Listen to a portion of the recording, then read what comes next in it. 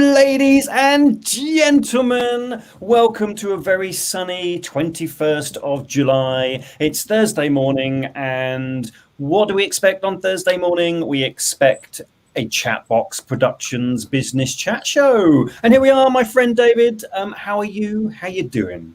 Really well, Nick. You say a sunny 22nd of July, but I'm looking out the window and it's a little bit grey and overcast. I'm not sure the sun is out here, but obviously it is for where you are broadcasting from this morning. But me, I'm doing really well. It's been a fantastic week. Lots of things happening, lots of meetings taking place, lots of great conversation. And wow, we've got one hell of a show lined up for you this morning. Wherever you're tuning in from, whether you're watching us on LinkedIn Live, whether you are coming from us from YouTube or Facebook, it's going to be a great morning. And of course, we like to keep it interactive. So if there's anything you want to share with us, pop it in the chat box. Let us know what you are thinking, what your thoughts are. Has Freedom Day freed you? I don't know. We're going to find out more throughout the show. And as always, Nick, we've got a couple of great guests joining us this morning, which we'll be hearing from our first guest around about 10 past the hour this morning. Yeah, very excited. Lots to learn, lots to talk about. This is the home of conversation after all. I do have LinkedIn Live open on my other screen, right? Slightly distracting because I can see myself behind time, which is interesting. And I'm loving the entry music, right? You know, I'm a bit, I've seen the pictures of the youngsters queuing up into the nightclubs from midnight on Freedom Day. For me, not for me, right? At no point am I heading down to Chelmsford Town Centre and queuing to go into a nightclub. That opening theme music, that's my nightclub, mate. I'm giving it some of this and enjoying the music, but at no point am I getting in a sweaty queue for a number of reasons. Mostly I'm too old, mate, too old for it. But I can understand the draw.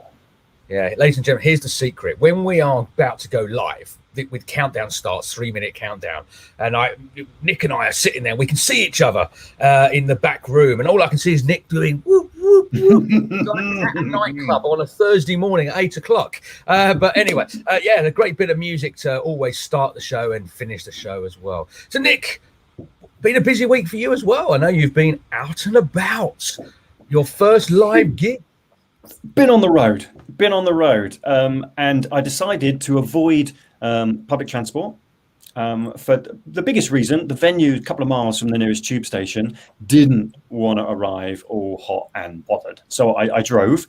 M25 is back to its normal magic. Lovely queues on the M25, of course, but an absolute joy to go to a venue and to spend time with business professionals. I just want to say a big thank you to the Property Mark team. And all of the lovely people that I met and had conversations with. And yes, indeed, I had my moment on stage. Here's me getting ready for action. Look, there I am, suited and booted, mate, ready to talk about the zombie virus rather than this the pandemic. And it went down a storm. Really engaged, lots of brilliant conversations afterwards. And you know what? It just felt it felt like a massive pleasure to be in a space, right, with people that I didn't know and to have conversations with them. I was a bit nervous, oddly enough, and I'm probably over prepared because it's been quite a while. And I imagine there's people out there redoing stuff, us professionals redoing stuff that they haven't done for a while. I did mention, the first thing I said was, first time I presented for a long time without my slippers on. It wasn't that kind of venue to wear slippers, so I wore my suit. Oh, you let me down, Nick. We always said one of the challenges was, if we went back into the real world onto the stage, who would be the first to turn up in their Mickey Mouse slippers and present from stage? Nick, you let me down. We're going to have to make sure that happens and get the picture of that when it does happen as well. So it's been a great week. You've been out there. You've been, back into the real world, so to speak.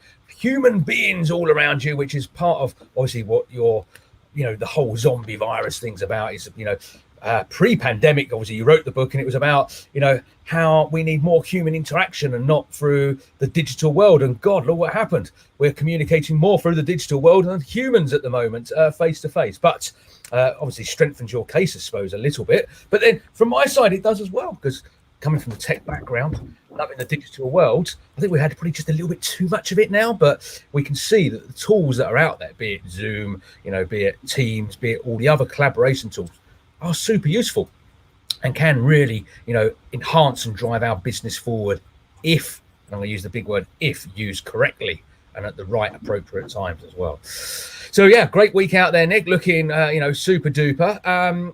The pingdemic, though, obviously we were freed on Monday this week, and people are starting to get back to normality. Nightclubs are opening. Dare I say, passports will be required in the future to make sure that you are double vaccinated, even though the government said they wouldn't be. It looks very likely that they will probably arrive, because how else will they be able to, monitor and decide who's allowed into a nightclub or not? And then, of course, will that ripple through to other industries and other sectors as well? Because is it the nightclub that's being picked on? Lots of questions asked around that. But what about the pingdemic? People are now back closer together. Masks are coming off. I went out this week. People were just walking around inside without masks, probably 50-50. I reckon that's roughly the balance, 50% with masks, 50% out. But of course, people are getting pinged left, right and centre to go and isolate. Shop workers, manufacturers, police force are saying they cannot respond as quick as they were able to, because they're now having to work with smaller teams because half of them are sitting at home. And, I say they're at home. That's where they should be, of course, but they're isolating. So what have you heard on the street, Nick? What was it like when you were out? It does seem to be a bit of an issue. I speak to various different people, and there was a lot of it about, hence pingdemic. Right? People are struggling, it seems, because key members of staff are having to isolate. Okay, fair enough. If you've got to isolate, you've got to isolate. But the issue is getting worse, and we keep hearing stories about Iceland are having to reduce hours, and Green King are having to close some pubs because they can't get the staff. And I think pingdemic is a big part of that. But I think people are struggling, through the conversations I've had, struggling to get staff anyway. Forget the pings or not. People are really struggling to hire the right quality of staff. And as we were saying, maybe there's a lack of truck drivers, not just because people are being pinged, but maybe a lot of truck drivers went home, and haven't come back to a different country during the pandemic. I think there's possibly just a staff shortage, and then you add the pings on top, and it exacerbates that situation. And I was out. I ran with my running club on Tuesday. Hello, all of those lovely Whittam runners. And we start and finish at a pub this time of year. Lovely. Went into the pub. No one's wearing a mask in the pub. I am, but no one else is wearing a mask. So I guess it's voluntary, right? Up to you. And I'm starting to feel a bit awkward with my mask on. I shouldn't. You know, I'm a grown man. I shouldn't feel awkward and a little bit uncomfortable. But I'm feeling out of place because I am wearing a mask in an environment where a lot of people aren't. Anyone else feeling a bit got a mask uncomfortable, thinking a bit self-conscious because you've got a mask on and everyone else is kind of way. Yeah, people look at you like, oh, you must have that, that disease. You're wearing a mask because they're walking around, obviously, fully exposed. I mean, it's an interesting one, and it'd be interesting to see what the ratio retains at. Will it start to drop down? Will more people take their masks off? I can understand it outside if you're walking around and you are distanced, but surely in a close proximity, you want to keep that mask on to protect yourself as well as others, of course. What do people think out there? Are you wearing your mask when you're out and about? Are you finding Freedom Day has brought more freedom, or is it just, back to normality? How has the pandemic over the last 18 months affected you? And do you see now we're on the home straight? Or do you think actually disaster is still at the end? Lots of if, buts and maybes here, and no one has the answers. Not even Mr. Boris Johnson.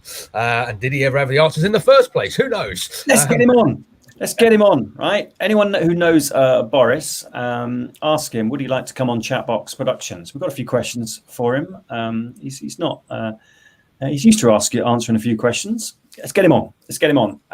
Lovely listeners, if you know Boris, next time you have a word, ask him if... big fan of the show. I know that for sure. If he wants to come on the show. Now, Nick, we're going to get ready to bring our first guest on. But before we do, you're talking about big fans of the show. This was shared with us, the Big Fan Badge. Now, it says Uni here, just to be clear to some people out there. Uni was our previous broadcast name, which is the University of Enterprise and Entrepreneurs. And we rebranded at the beginning of this month into ChatBox because we thought it was more relevant for our audience and stuff like that. Uni still exists, and Nick and I still get involved with that. But Nick, this ended up in your inbox. Where did it come from? This, my friend, was awarded to my lovely mum. Hello, mum. Biggest fan. I tell you what, audience, you've got to go some to beat my mum's love of the show. And she always after the show, she'll let me know how it went. Oh, that guest was amazing, fascinating. And mum, by her own admission, isn't a business person, but finds the conversations fascinating, as we all do, right? Conversations to future. Fascinating stuff. So yes, that badge has been awarded to my lovely mum. And I'm interested for other viewers. Let us know when your badges pop into your inbox. Let us know when you become super fan of ChatBox Productions. Just like Nick's mum, who's now our super fan. So thank you very much, Mrs. Luby, for being part of the show and watching regularly. Nick, we're going to get ready for our first guest. But before we do, we're going to have a quick ad break. And when we come back, we'll be getting our first guest on and finding out more about his journey and failure.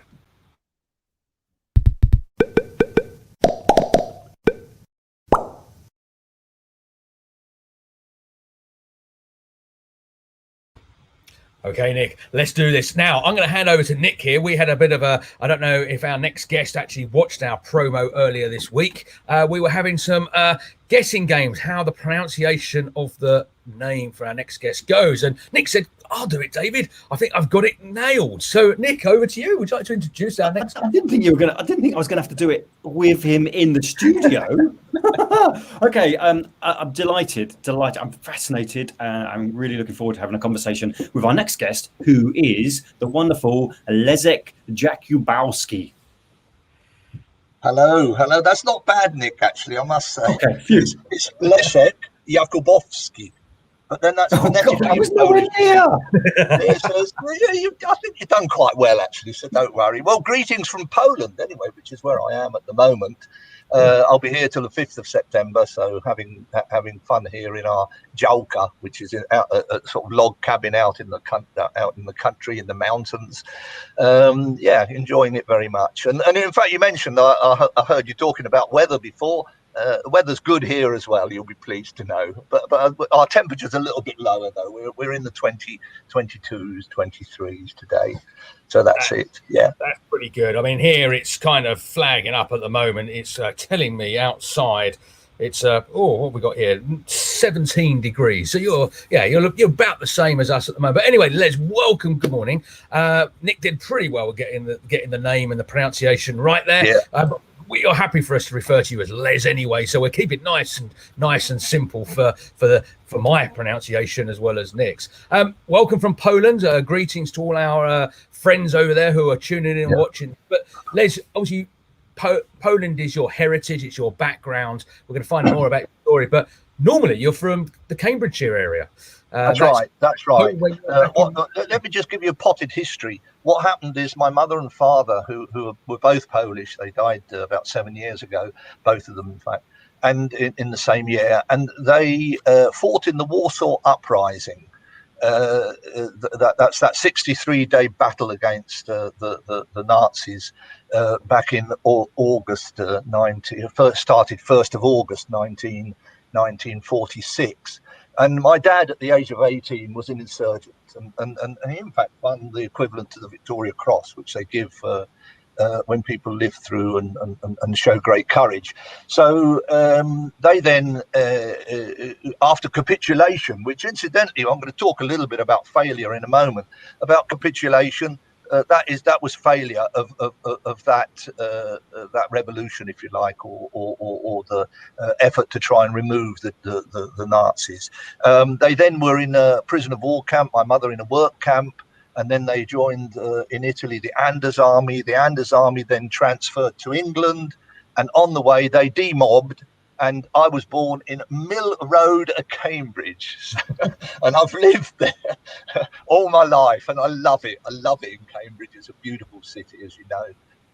And so spent my time first of all as a child there, and then developed a business, which I'll come to in a moment, unless you want me to carry on.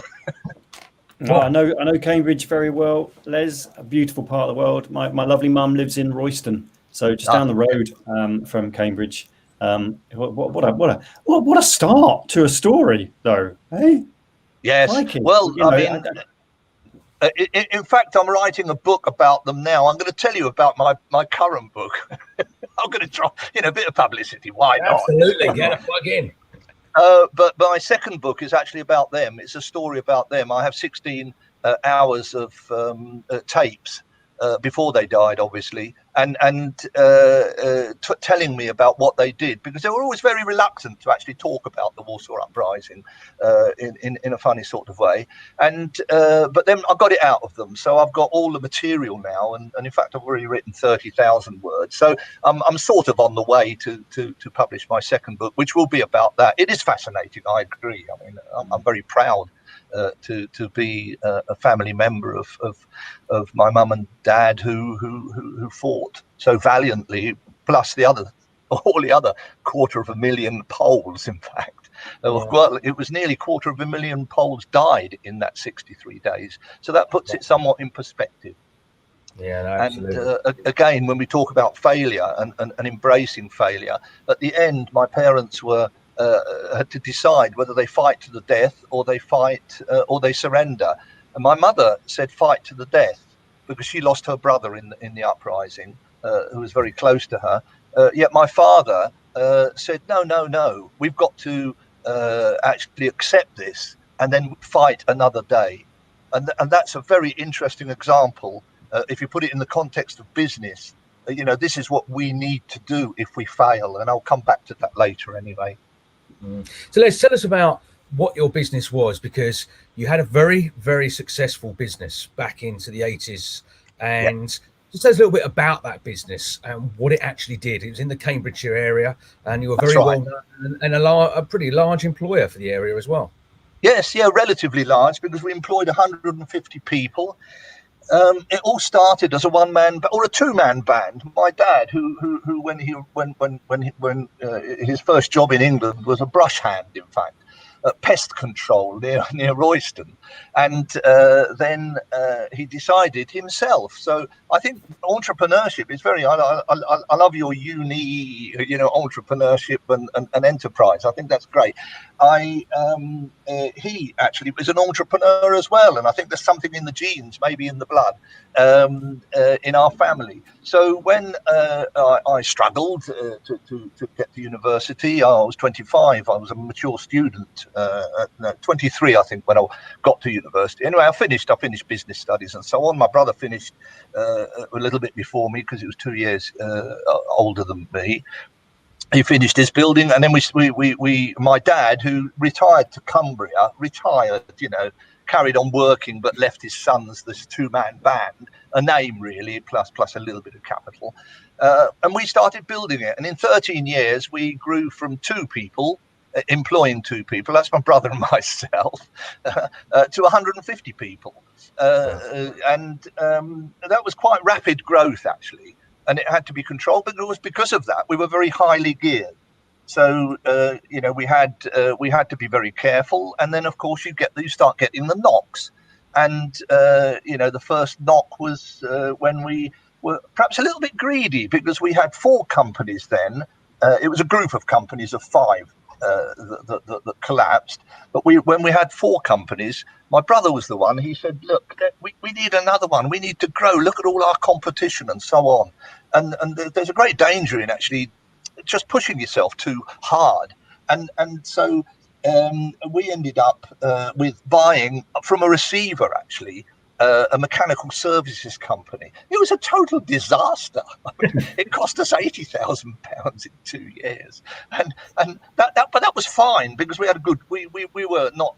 We had money in the bank. We had borrowings, but we had enough liquidity to be able to do that, to buy it. We borrowed a little bit more for that company, but it was a disaster. It was a disaster because of the leadership of that company, and that's of course absolutely paramount, that you need the right leadership to make any business a success.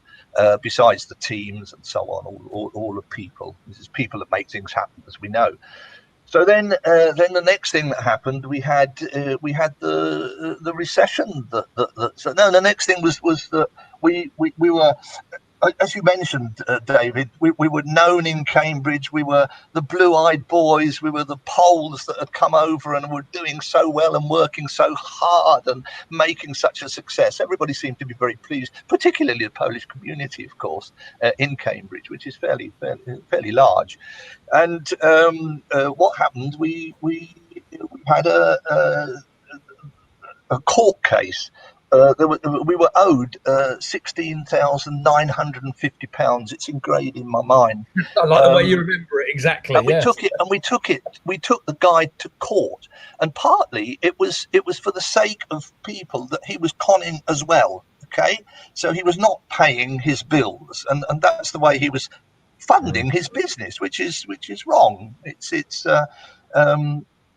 shouldn't be like that. So dishonest besides anything else. So anyway, but clearly as business people, we thought, no, he owes the money. We had architect certificate, everything strapped up. It was 100%. The lawyers told us, no problem. I asked how much would it cost if we take it to court and it gets to a London court. He said, no more than £10,000. No problem whatsoever. Okay, let's go for it, we decided. Board level, go for it. Cost us £140,000 and got nothing. Got zero. Now that's a fact, and so there we were. And that was at the time in 89, 90, when the recession started biting. And we all remember, just looking through the history books nowadays, I'm getting old, history books. If you look through the history books, you'll find it was one of the worst recessions of that time. And it was Nigel Lawson who decided to cool the economy. He was Chancellor of Exchequer then, and Maggie Thatcher was in power.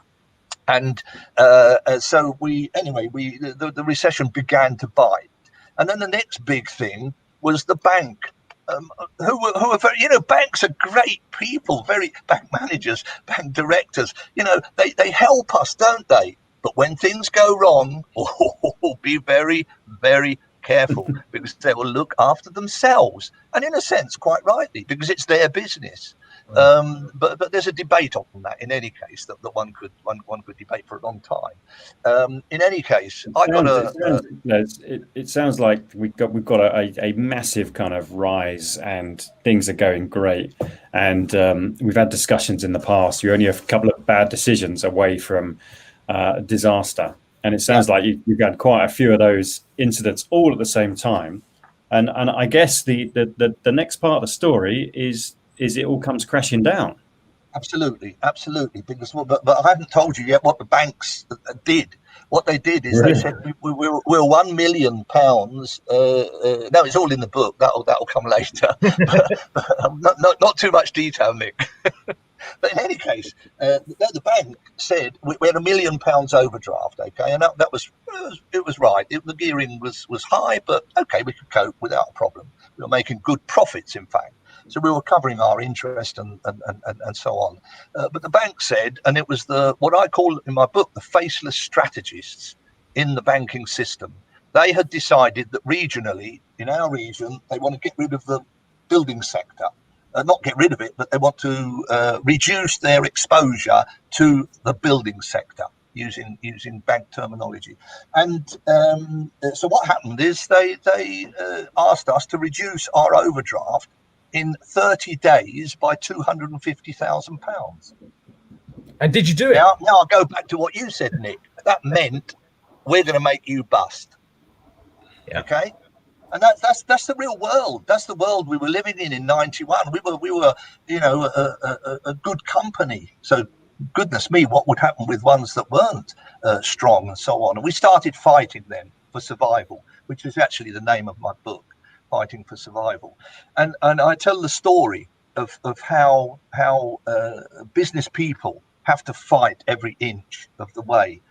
Reflecting a bit, one could say, even though I just mentioned my parents at the beginning of the book as an introduction, but reflecting as well on this, how grave is it? What's the gravity of the situation? And it really does depend. And I feel whilst we seem to be bouncing out of the COVID economic or problems that have affected the economy, we seem to be bouncing out of it. I don't know quite how, but obviously the furlough and the loans and the grants have helped, and let it be like that, because I would hate to think that business people will be suffering for not through no fault of their own. So how did it feel? Anyway, we'll see. So then we find ourselves fighting. I went to, this is a third dimension, which I would like to just touch on, because this is a human aspect of running a business as well. My brother and I built it up.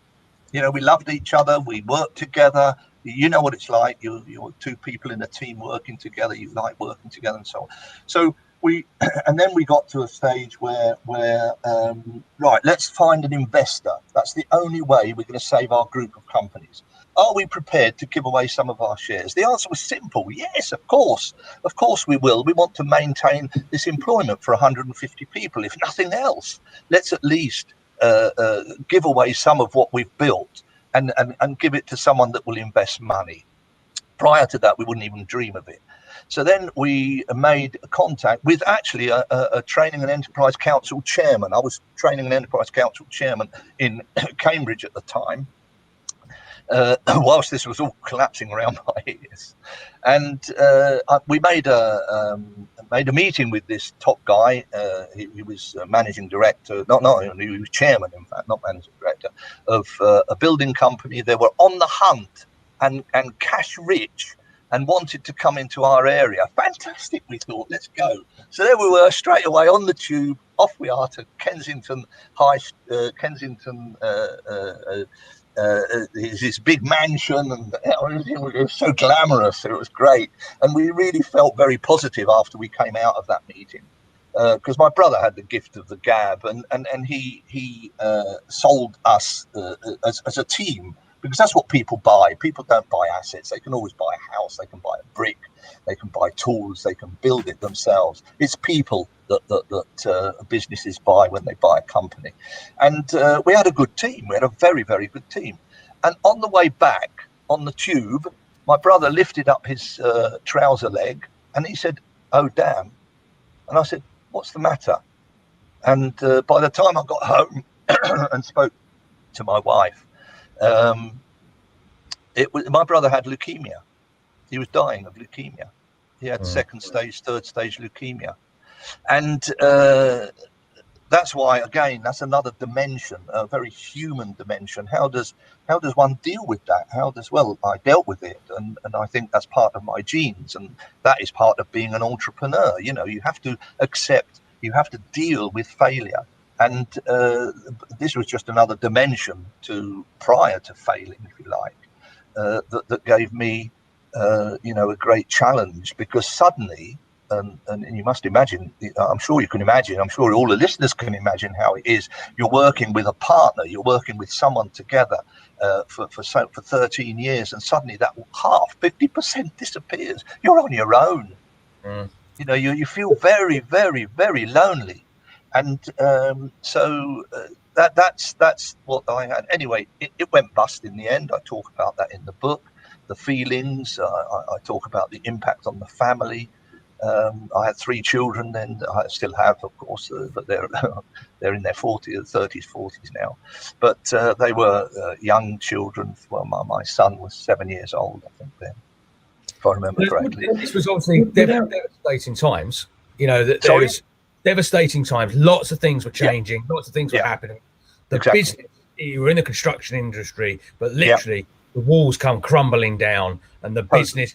And I know you talk about this in the book, and of course, we're not going to have time to probably explore the whole journey where it went on from there. And that's a good plug for the book, isn't it? Because people can. It is great. Thank you very much, David. I'll ask you in a second, what's the book called, and where can people get hold of this book and find out the rest of the story? But what we want to do is we want to try to take out maybe one or two, probably just one actually, based on how much time we've got left.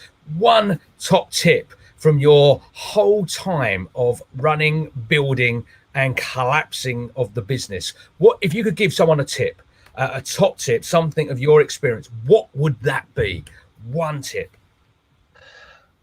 One tip I would say, because we're talking about building it up as well as the collapse, and there I think rely on get yourself a good team of people. It's all about people. It really is. Entrepreneurship is nothing more, nothing less than people interacting, leading, talking, deciding, being creative, all these various things that people do.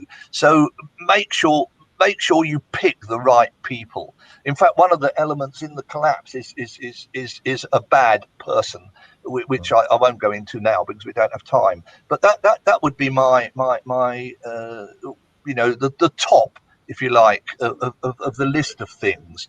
You need to be capitalized. You need all these other, but if you don't have the right people, you can lose it all. You can't. In fact, it won't grow if you get the wrong people. So I'm passionate about the importance of people in the development of anything in a community, in the world, let alone in our very micro situation in that context of business development. That's sound advice, Les. And we started the show talking about, people are struggling at the moment to get hold of great people. So where do we find this book, my friend? You find it on Amazon. You simply punch in my name, Leszek Jakubowski, Fighting for Survival, and it'll go straight there. And you've got some reviews. I'm glad to say they're all sort of up in the 4.55 stars. All my friends, of course, But no, seriously, they're and I must say, I actually got a letter. I got a letter of praise, not an email, an actual letter in the post, which I was so delighted with. I've stuck it up on the wall. But Amazon. I'm selling through Amazon. I self-published, incidentally. And if anybody is an aspiring wants to write and publish a book, by all means, give me a call and I'll tell you what I did, because I couldn't find a publisher. And I found, you can actually publish yourself now, and you can be very proud of something, like this, Fighting for Survival, your name, and so on. Like Nick's guy. Anyway, I'll plug his book as well. I must read his book, actually. Yeah, I feel left out at this point, guys. You two are Where's your book, David? Where's your book? It's in the making, Nick. It's in the making. One day you'll get there without a doubt. I will publish the book. Les, it's been absolutely fabulous having you on the show. Hearing the story. If we had more time, I'd love to hear more of the history and how it kind of developed and how you went on to survive fighting for survival. But we have come to the end. The time has just run out. The sand has dropped through. The last grain is through the top. So we're going to have to thank you for being here this morning, and look very forward to catching up with you again soon in the future. Thanks. Super. I enjoyed it very much. Bye-bye. Thank you, Les. Bye-bye. Okay, Nick, let's go to a quick ad break. And when we're back, we'll do a bit of summarising, and then we're going to get our second guest onto the show.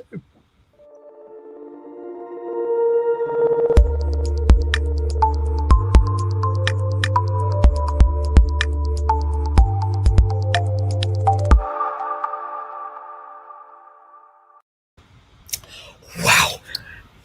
I'm sitting here taking all that in. What an amazing story. Do you have an amazing story out there, guys? If you're watching and listening to this and you think, well, I've got a story I'd like to share, maybe some heritage, some history.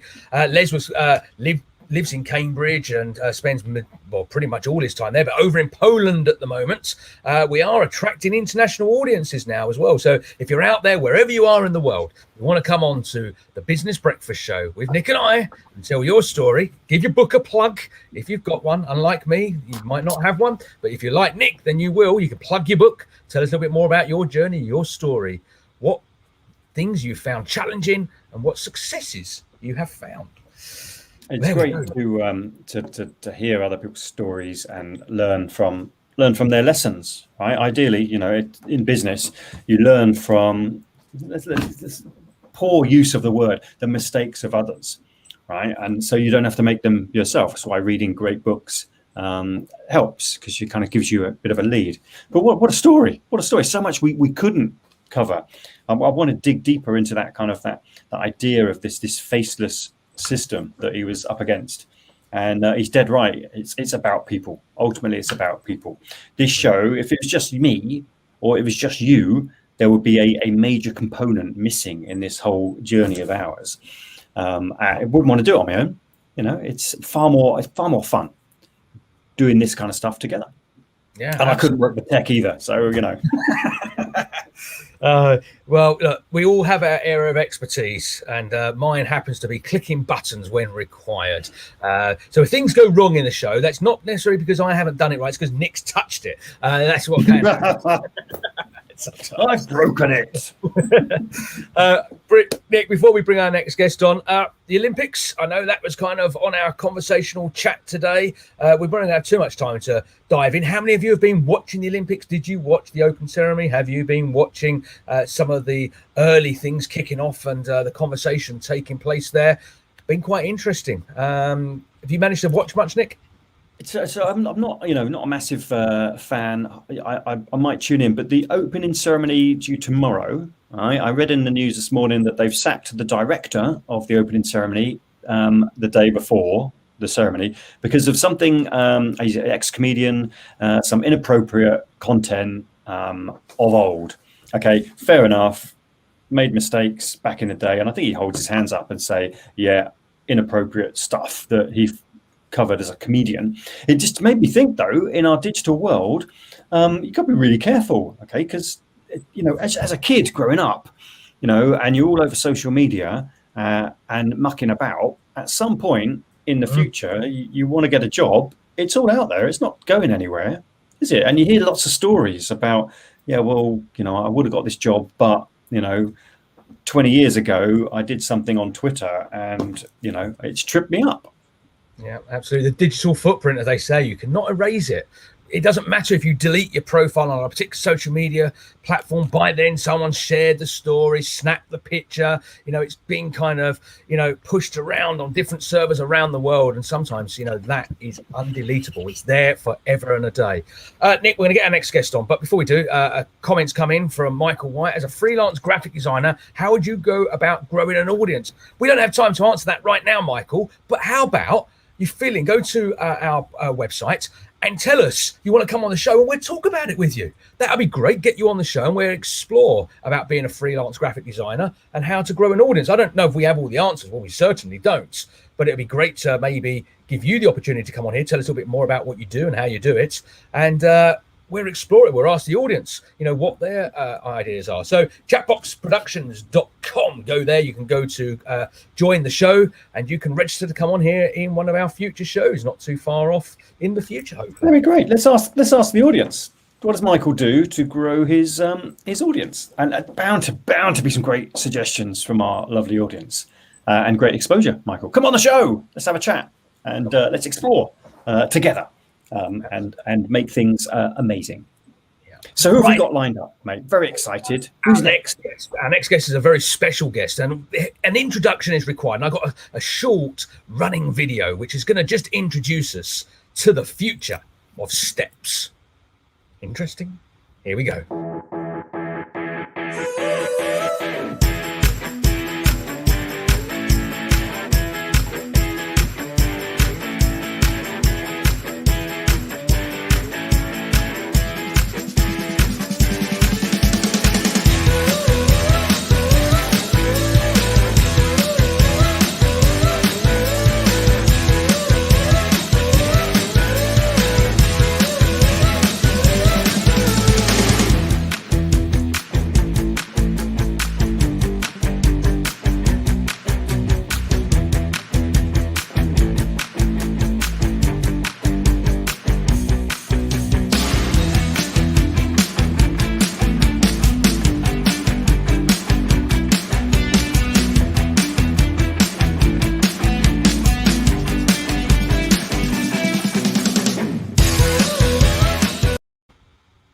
There we go. And welcome it, man.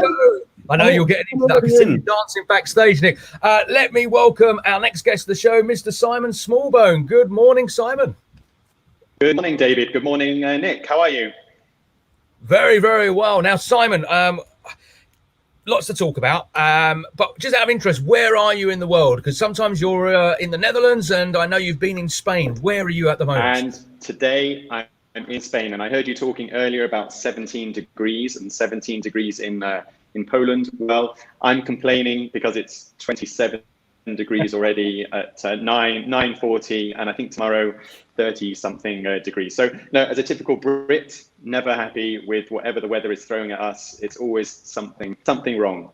Too hot, too cold, too wet, too windy, whatever. So I'm just grateful the sun is shining, it's nice, and it's all good. And even more grateful that the reason why I'm here is my parents live here, and as we all know with the coronavirus and so on, we haven't seen them for a year. So it was great to be able to catch up with them. For my kids, so their grandkids who also hadn't seen them for a year, to see each other again. And I think that's been a problem for so many people during the pandemic, that we've lost physical contact with our friends and family when they live in different places. So that's been the real positive.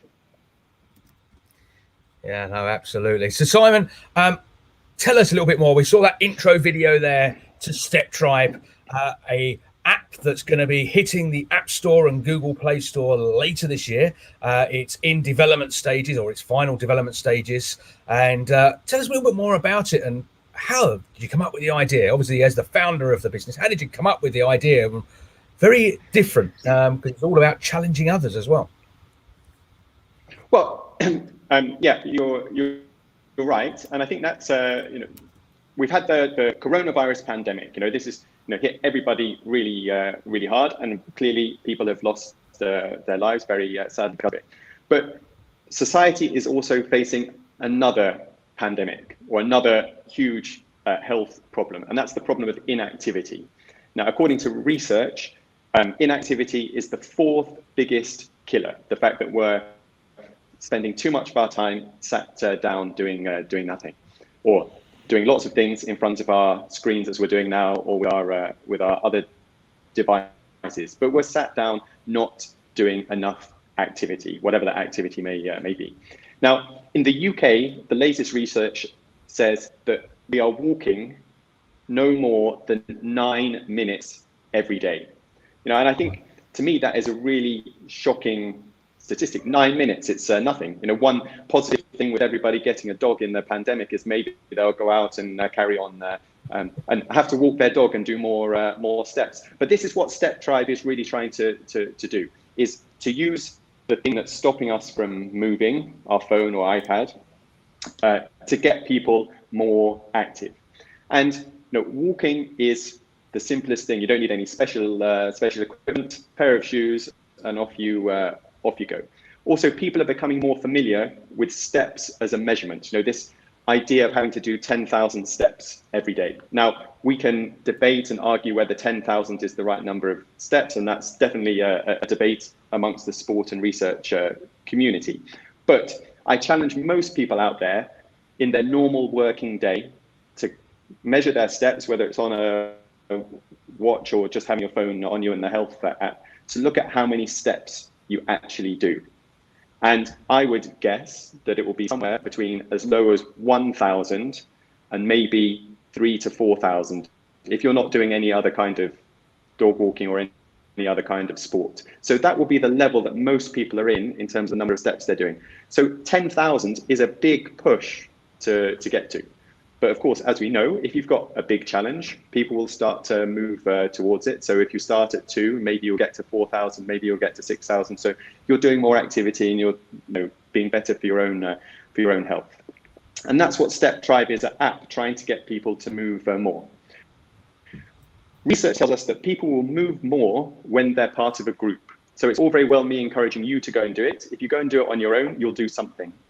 If you're part of a group, part of a tribe, then you're more likely to do even more than you would if you're by yourself. The second part of the research says that if you are going to move, which is good for you, and also do something that's good for somebody else, then again, you're going to move more. So let's connect those things together. With StepTribe, it will be an app that we're developing now. It's going to come out later this year. You can create your tribe. So whether it's your friends and family, no matter wherever they are in the world, whether they're in Australia, America, Essex, London, Bristol, you create your tribe. You can then create a challenge, which is a step challenge walking from one point in the world to another point in the world. And in the first version, you can choose an exact address on a map. So that could be your parents' house, for example, in London, and you want to walk to your friend's house in Sydney, Australia.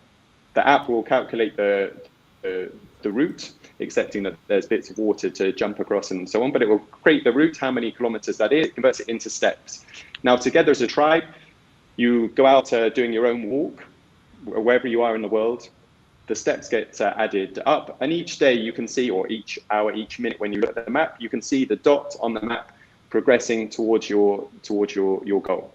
So because you're doing it together as a tribe, even though you're not physically together, which the pandemic has also proven for most people a difficult thing to be physically together, you are together in this challenge. Now, to link that also to doing good for other people, you will also then be able to be sponsored for your challenge. So you could be sponsored to do this walk from London to Australia in return for sponsorship for the British Heart Foundation, cancer research, whoever it might be. And then you're doing good for a community cause, a charity that you care about. So not only are you benefiting yourself by getting more active in the simplest way possible, walking, you also have the chance to help a cause that you care about. And that, in essence, is what StepTribe is all about, trying to get you active and help other community causes that our customers will care about. Sounds awesome, right? Absolutely. Why wouldn't you want to get more active? I'm blown away by the stats. 9 minutes. 9 minutes of walking a day. What's going on? Is that just 2 minutes to get to the nearest scooter, and then 2 minutes to get home and get upstairs and go to bed? That's about it. Right? That's phenomenal. That is scary. Scary Scary and it's scary. And you hear people talk about smoking being a health issue, alcohol being a health issue, but you don't hear people talking about this fact that we are sat down. And that's like my challenge before the StepTribe app comes up for all of the people that are listening is just look on the health app of your phone, or if you've got some smartwatch that's just even if you're not really that interested about it, just for take a couple of days or a week and just look at what you're doing, because there's this magical figure of 10,000 steps, and I would guess that most people in their normal everyday life are nowhere near that level. And then before the app comes out, set yourself a challenge to do a few more, and then when the app comes out, you'll be able to be really motivated to do it for a cause that you care about. Yeah, let's just talk a little bit more about the app, Simon, without going into too much detail about the technology behind it. But it's going to be an app that runs across all platforms, so that's the main thing. But I know you're putting together a Kickstarter campaign to crowdfund. Crowdfund is kind of, for lots of businesses out there now listening to this, their ears are going to prick up because crowdfunding creates a great opportunity to create investments, to bring products and prototypes and services in some cases to the market.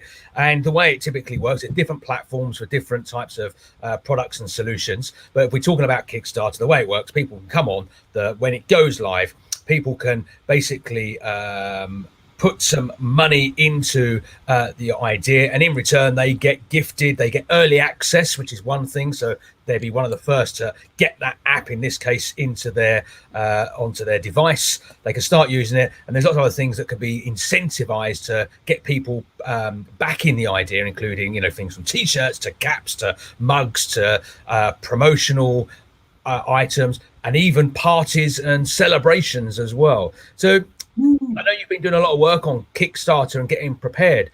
What's been your how do you feel about that? What's been kind of the steps that you've taken, and have you found it simple? Is it easy for anyone to kind of think about and do? Has it been challenging at times? I love the way that the steps that we've taken. That's always a good link. I like the keep putting steps in there. Well, as a company, we've invested the money to go through the ideation phase, then clickable prototype, which we shared with people like Loughborough University, George Washington University, and the States, some charities to get their feedback. So we've gone through all of that phase ourselves. We've now started to create the minimum viable product with our app development partner. And for me, this is something that I've never done before, the Kickstarter crowdfunding fundraising. And for me, it's really exciting because for two reasons. One, I think it's a great way for us to raise money and get initial interest in the product. But also we can get feedback in direct feedback now from another group of customers, whether how interested they are in the app, other ideas that they might have, because there are always good ideas coming from other sources. So we're launching the Kickstarter campaign at the beginning of September. That's the goal there. We're including all of the different things that you've talked about, different branded merchandise for awards. We're having a launch event in London for when the app is launched in November. So there'll be tickets and invites to that. And we've got a couple of good, hopefully a couple of good speakers coming to that event, which will also be of interest to people. So this is something that I'm really excited about, and I think is going to be a good way to get the message of StepTribe out there, and also raise vital business funds to keep moving the company forward. Mr. David Bancroft likes the idea. I love the concept of calculating virtual steps from one location to another and committing to a challenge together. Nice twist with the charity sponsorship option too. Good luck, Simon. So people are already listening and liking what we are talking about here on ChatBox this morning. So next steps, that we're going to see the crowdfunding launching in September. There's lots of work happening behind the scenes, preparing the marketing and all that type of stuff. There's a website out there as well, isn't there? If people want to start to just get a look and feel of it. Yeah, well, thanks Dave, for your comment there. Appreciate that. There's the website, which is StepTribe.io, and if you look for on any social media for StepTribe app, you'll find us there. So go and please follow us on social media. You can find my email address or contact details on the StepTribe website, and then we'll happily keep you informed of progress. And then I would really love when the app comes out that people download it, have a go, and give us feedback, because it's an ongoing process. And I think one of the things with apps is how we gamify it, how we keep it interesting going into the future. So we've already got stage 2 and stage 3 in the planning of features to come. But of course, we want to learn from what people, the feedback that gets given to us. So please touch base with us through the website or through social media, and we'll keep you informed. I love the fact that products these days, right? You can launch something, get feedback, tweak it, and it's a process of development based on customer feedback. Well, I'm in, right? David, you and I, mate, as soon as we get access to the app, we've got to get a challenge going. Lovely audience, just give us a start and finish point, and then David and I, between us, and we'll probably grab Simon as well. Yeah, we'll start a challenge and raise some cash and keep people posted. So as soon as it's available, Simon, we'll get you back and say, right, let's get it. I'm desperate for people to get off their backsides and start moving. I had no idea the level of activity was so low. I run with a running club, so we're always got challenges ahead. Absolutely thrive on a good challenge, and if you can bundle your buddies together, then like you do with the running club, then you're motivated to run. The thing is that not everybody is motivated to run or swim or whatever, but it's as equally and perhaps even more important that they just get up and walk, and together as a tribe and doing something for a good cause is doubly motivational. And of course, the other thing about this app is it is going to be on a freemium version as well. So you'll be able to download it and utilize it at no cost. But then there will be obviously some other add-ons that you'll be able to experience in stage. As Simon's mentioned, the next stage is 2 and 3, which we're going to give you access to more tools and accessories to enhance your steps. Simon, we met back in, I think it was about 2008 at a conference, a Motorola conference. I think we're now paths first crossed, and we connected on LinkedIn and we had lots of conversations, and hence why we're here talking today. And I'm such a great believer in relationships. Build relationships. You never know when those relationships will, you'll come together later on. But a top tip, we always ask our guests for a top tip. What would be your top tip from everything that you've gone through, from working from Motorola right the way up to obviously launching this app? What have you got to share with us? Well, my biggest one over my whole career that I've worked out now rather later on is to follow your passion and your dream. Now, I'm hopefully talking passionately about steps and being active. I don't ever remember talking so passionately and about wireless broadband or two-way radio or something like that, which is what I did for 15, 17 years of my life. And there was one point that triggered this change, and we don't need to necessarily go into that now. But I made a career change 3-4 years ago, wanting to follow this world of how we get people active, and I went back to university and so on, despite the fact that my Motorola career was going perfectly well, because I realized that I wasn't happy or fulfilled about doing it. But I got a proper job because I thought that's what my dad wanted me to do, a long time ago, and it's taken me now, being a dad of a 15, 13-year-old, to realize that it's more important to follow your own dreams and your own passion, to make them a reality and make them happen, than live somebody else's dreams. And then connected to StepTribe, perseverance, patience, and keep working at it, because things don't happen overnight. Yeah. Vincent's popped in there. I'm in too. Need to get some of my developers moving further from the coffee machine. This really is great. Very best of luck. So Vincent, Thanks, have a look at the website. Do keep in touch. Keep an eye on the social media when this launches. As it looks like you're a developer as well, you can give some much needed feedback to help develop it and grow the app in the future.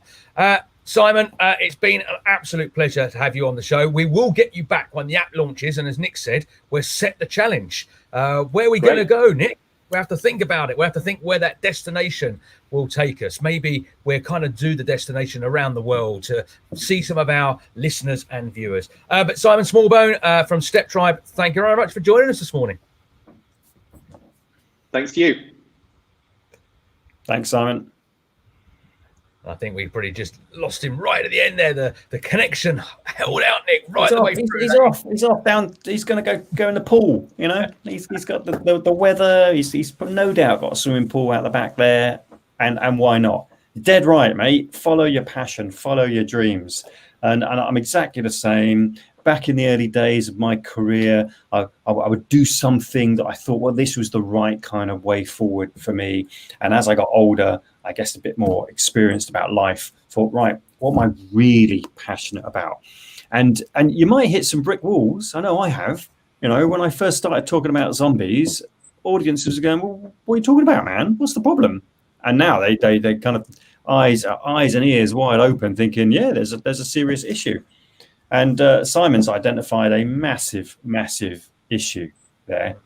Get off your backsides, everyone. Park run starts this weekend, right? Get back into your local park. Get off your arse and get active. This is the tagline, isn't it? Surely, get off your arse. That's the word for the day, is it? We're going to see if that asterisks up. I'm watching the Facebook feed. For those that haven't seen this before, oh, it does. There you go. The word arse, by the way, get asterisks out.